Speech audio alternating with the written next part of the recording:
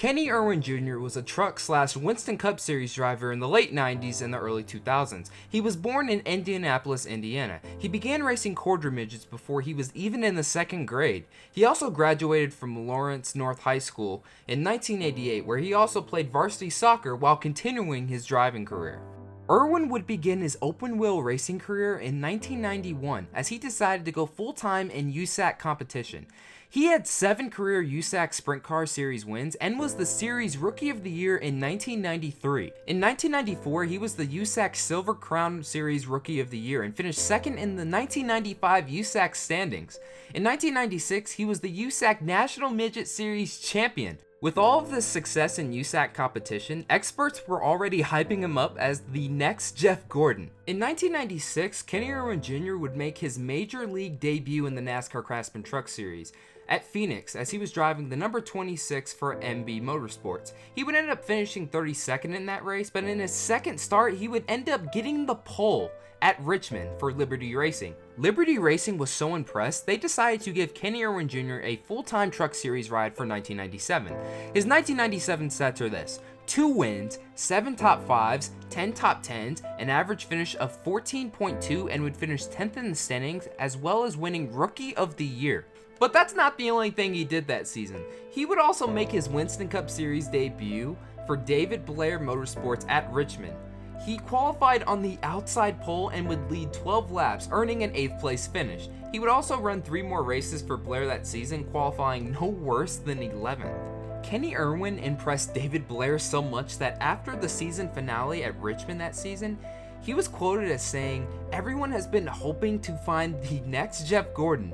I think we found him." During his run with David Blair Motorsports, a lot of top Cup Series teams took notice, including Robert Yates. He was looking for a driver to replace Ernie Irvan for the 1998 season, and he would find him. He would sign Ernie Irvan for the 1998 season, teaming him up with Dale Jarrett. Kenny Irwin Jr. came to Robert Yates Racing with such high expectations, but in his 2 years there, let's just say it was pretty up and down to say the least. Kenny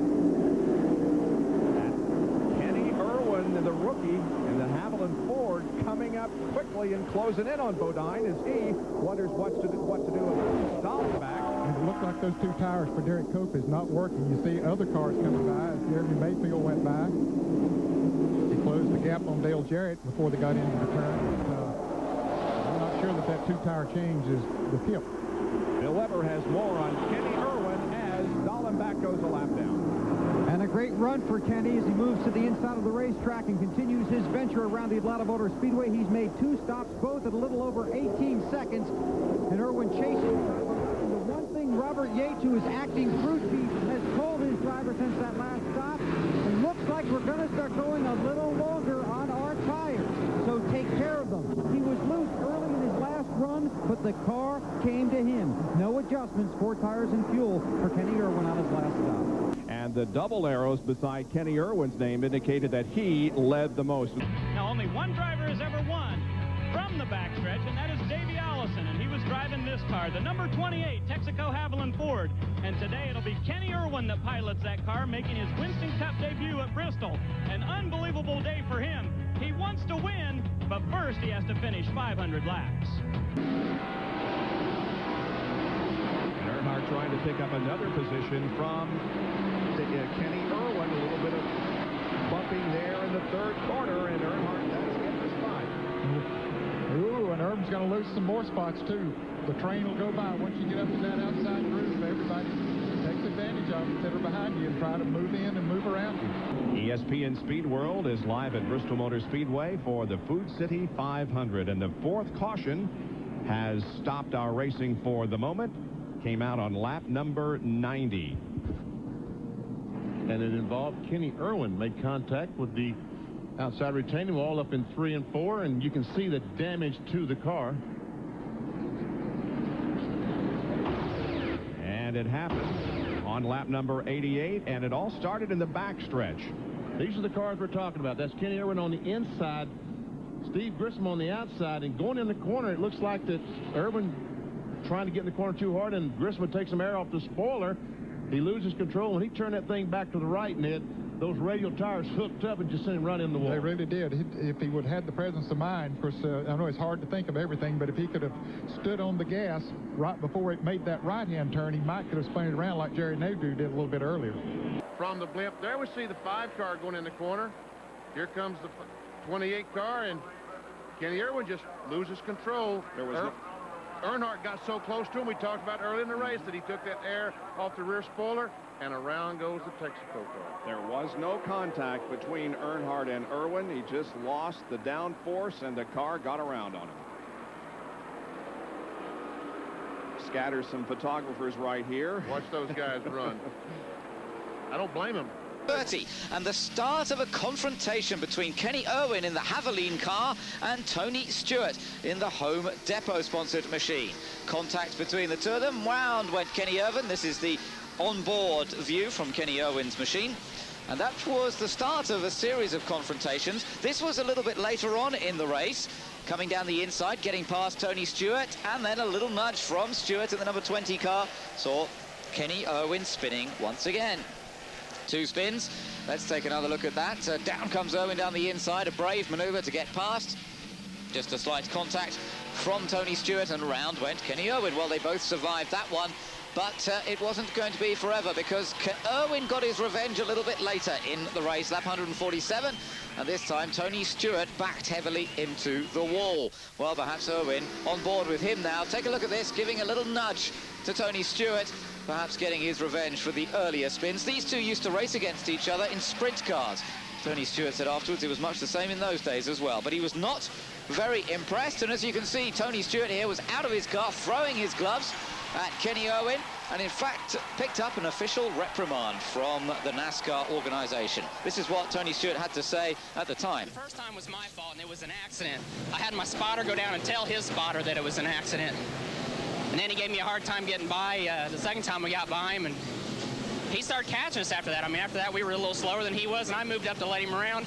He hits me off at 2, so I hit him back in 3 and 4 and spun him, so he took me out again. His 1998 rookie stats are this: 0 wins, 1 top 5, 4 top 10s, a pole, an average finish of 26, and would finish 28th in the standings. His 1999 stats are this: 0 wins, 2 top 5s, 6 top 10s, 2 poles, an average finish of 22nd, and would finish 19th. Now, that's an improvement, but in 1999, that same season, his teammate Dale Jarrett would go on to win the Cup Series title, so by comparison, that's pretty bad. And after this, Robert Yates would let him go from the 28 ride. After his release from Robert Yates, Irwin would sign with Felix Sabates to drive his 42 car. He would go on to get 1 top 5 finish, scoring a 4th place finish at Talladega in his first 17 races with the team. It was also announced that Chip Ganassi had just purchased majority ownership of Felix Sabates' team, so Kenny Irwin Jr. and this team looked to have a bright future together. But unfortunately, on July 7th, 2000, tragedy would strike. During Cup Series practice at New Hampshire, Irwin's car slammed into the wall head-on, causing his car to flip onto its side. Kenny Irwin was killed instantly after he suffered a base-air skull fracture. Thankfully, just like Adam Petty's accident, there is no footage of this crash, so you will never find it anywhere online.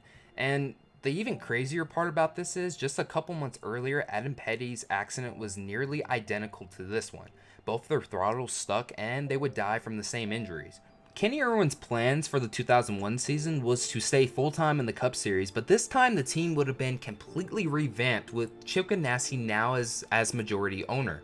I'm going to keep it real here. You know, entering the 2000 season, a lot of people probably saw Kenny Irwin Jr. as a bust. I mean, he was with one of the top organizations in Robert Yates, and he pretty much struggled. He improved his sophomore year, but comparing that with his teammates' success in 1999, Dale Jarrett's championship, he was looked at as a bust. Now, could he have turned his career around? I am absolutely 100% convinced he would have been a good Cup Series regular. So after his death, Kenny Irwin Jr.'s parents discovered that he was helping out sick children, he was visiting them, he was also helping out their families, pay for their hospital bills and stuff, and they had no idea about this. He did this all behind the scenes, and I really think that shows what kind of person Irwin was.